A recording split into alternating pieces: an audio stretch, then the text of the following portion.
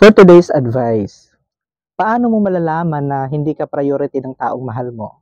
Number one, hindi ka na niya binibigyan ng oras. Mabagal na siya mag-reply at lagi na niyang sinasabi na busy siya at hindi na kayo madalas magkita.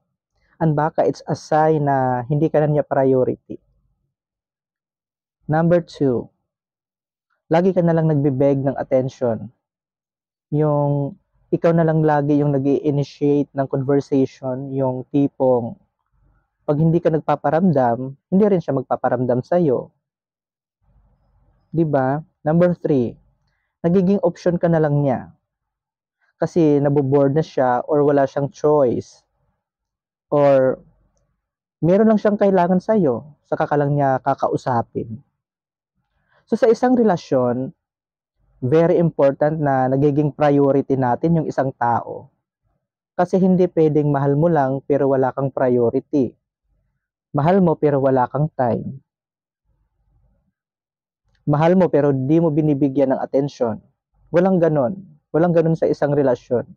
Kung importante sa'yo ang isang relasyon, din prioritize mo yung taong mahal mo. So once nasa isang relasyon ka, kailangan mo maging committed.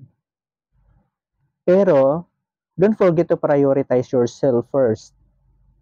Once na-prioritize mo yung sarili mo, and full of love ka, and umaapaw na yung love mo sa sarili mo, then may mabibigay ka pa sa partner mo.